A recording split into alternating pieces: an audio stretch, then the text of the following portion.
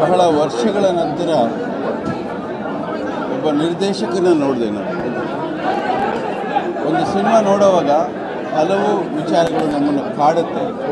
ಇಲ್ಲಿ ಮೊದಲನೇದಾಗಿ ಕಾಡೋದೇ ನಿರ್ದೇಶಕ, ಎರಡನೇದಾಗಿ ಮಾಸ್ತಿ ಅವರ ಸಂಭಾಷಣೆ ಎಷ್ಟು ಮನಸ್ಸಿಗೆ ನಾಟುತ್ತೆ ಅಂತ ಹೇಳಿದ್ರೆ, ಇವರ ನಿರ್ದೇಶನಕ್ಕೆ ಸರಿಹೊಂದುವ ಸಂಭಾಷಣೆಗಳನ್ನು ಬರೆದು ಗೆದ್ದಿದ್ದಾರೆ. ಜೊತೆಯಲ್ಲಿ ನನ್ನ ಸ್ನೇಹಿತರು ರಾಕ್ಲಿನ್ ವೆಂಕಟೇಶ್ ಅವರು ಇಂಥ ಒಂದು ಚಿತ್ರವನ್ನು ನಿರ್ಮಾಣ ಮಾಡಿ ಸದಭಿರುಚಿಯ ಸೊಗಡನ್ನು ಕನ್ನಡ ನಾಡಿನ ಜನತೆಗೆ ಇನ್ನೂ ಜೀವಂತವಾಗಿ ಉಳಿಸಿದ್ದಾರೆ. ಶ್ರುತಿ ಅವರು ಹೇಳಬೇಕಾಗಿಲ್ಲ, ಅವರು ಒಳ್ಳೆಯ ಕಲಾವಿದರು ಅಂತ ಹೇಳಿದ್ರೆ ತಪ್ಪಾಗುತ್ತೆ, ಶ್ರೇಷ್ಠ ಕಲಾವಿದರು ಅಂತ ಹೇಳಬೇಕು. ಒಂದು ಸಣ್ಣ ಸಣ್ಣ ರಿಯಾಕ್ಷನ್ಗಳನ್ನು ಕೂಡ ನಮ್ಮನ್ನು ಆವರಿಸ್ಕೊಂಡಿರ್ತಾರೆ. ಚಿತ್ರ ದರ್ಶನ್ಮಯವಾಗಿದೆ.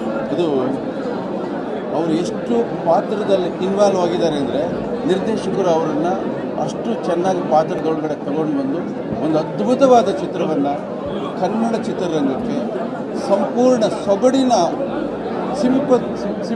ಸೊಗಡಿನ ಇದನ್ನು ಸಿಂಪಡಿಸಿ, ಜೊತೆಯಲ್ಲಿ ನಮ್ಮ ಹರಿಕೃಷ್ಣ ಅವರ ಹೆಸರನ್ನು ಹೇಳದೆ ಹೋದರೆ ಕೊರತೆ ಆಗುತ್ತೆ.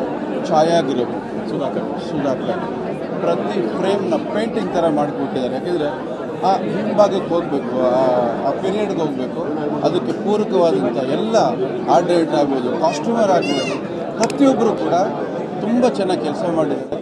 ಕನ್ನಡ ಚಿತ್ರರಂಗ ಹೆಮ್ಮೆ ಪಡುವಂಥ, ಮೆಚ್ಚುವಂಥ ಒಂದು ಚಿತ್ರವನ್ನು ತರುಣ್ ಮಾಡಿಕೊಟ್ಟಿದ್ದಾರೆ. ಧನ್ಯವಾದಗಳು, ನನ್ನ ಅಭಿನಂದನೆಗಳು.